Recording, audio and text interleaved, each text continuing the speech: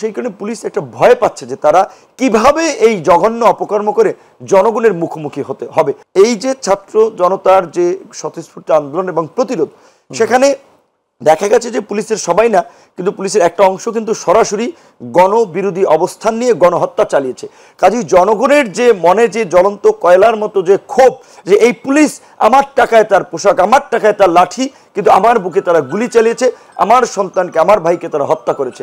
কাজেই এই যে জনগণের একটা ক্ষোভ ছিল, যার ফলে আমরা দেখেছি বেশ কিছু জায়গায় থানা জ্বালিয়ে দিয়েছে, পুলিশ সদস্যদেরও কিছু জায়গায় আক্রমণ করেছে। তো সেই কারণে পুলিশ একটা ভয় পাচ্ছে যে তারা কিভাবে এই জঘন্য অপকর্ম করে জনগণের মুখোমুখি হতে হবে। তো ইতিমধ্যেই সেক্ষেত্রে আমরা সব বিভিন্ন রাজনৈতিক দলগুলো আলাপ আলোচনা করে নেতাকর্মীদেরকে নির্দেশনা দিয়েছি যে আপনারা ওসি অফিসার্স ইন চার্জ যে থানা এবং ইউএনও অফিসে আপনারা দেখা করবেন, সাক্ষাৎ করবেন, ডিসি এসপি তাদেরকে আশ্বস্ত করবেন যে ল অ্যান্ড অর্ডারকে স্বাভাবিক করার জন্য আমরা রাজনৈতিক দলের কর্মী, নাগরিক সমাজ, সংবাদকর্মী সবাই আপনাদেরকে সহযোগিতা করব। আপনারা মনোবল শক্ত রাখুন এবং আপনারা এখন জনগণের পাশে থাকুন। সেক্ষেত্রে একটা প্রচেষ্টা হচ্ছে, কিন্তু তাদের কিন্তু ওই যে মনোবলটা কিন্তু এখনো ফিরে আসছে না, যার ফলে এই যে আনসারদের বলেন এইখানে কিন্তু তাৎক্ষণিকভাবে কিন্তু পুলিশই অ্যানাপ ছিল এই প্রতিরোধ করার জন্য। হয়তো তারা সেই সাহসটা পান না, এবার আনসার সদস্যদের তারা প্রতিরোধের মুখে সম্মুখীন হন কিনা। তারপরে সেনাবাহিনী যদিও পরে গিয়েছিল, সেনাবাহিনী তো সরাসরি অ্যাকশন করে না বা গুলি তারা ছাত্র জনতার আন্দোলনেও চালায়নি। এই সেনাপ্রধান শেষ পর্যন্ত জনগণের পাশে অবস্থান নিয়েছিলেন, ছাত্রদের পাশে অবস্থান নিয়েছিলেন।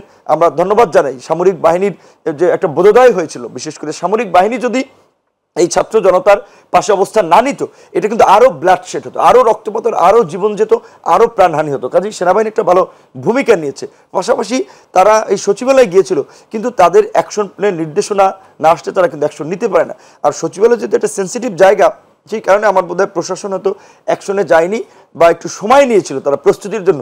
কিন্তু আলহামদুলিল্লাহ তার ভালো দিক হচ্ছে আমাদের এই ছাত্র জনতার দৌড়ানিতেই কিন্তু এই দুষ্কৃতকারীরা পালিয়ে গিয়েছিল। এবং আপনারা একটা বিষয় লক্ষ্য করেছিলেন, ইতিমধ্যেই কিন্তু অনেকের ছবি এসেছে যে যারা স্বেচ্ছাসেবক লীগ নেতা, যুবলীগের নেতা আনসারের পোশাক পরে তারা কিন্তু এই নৈরাজ্য করতে গিয়েছিলেন। তো এর মধ্যে তারা একটা মেসেজ পেয়েছিল, প্রশাসন কিছুই করে নাই, ছাত্র জনতার ধাওয়াই কিন্তু তারা পালিয়েছেন। কাজে প্রশাসন যদি অ্যাকশনে যেত তো অস্তিত্ব খুঁজে পাওয়া যেত না। নিশ্চয়ই এটা মাথায় রেখে ভবিষ্যতে হয়তো তারা এই নামার চেষ্টা করবেন না, নৈরাজ্য তৈরি করার চেষ্টা করবেন না।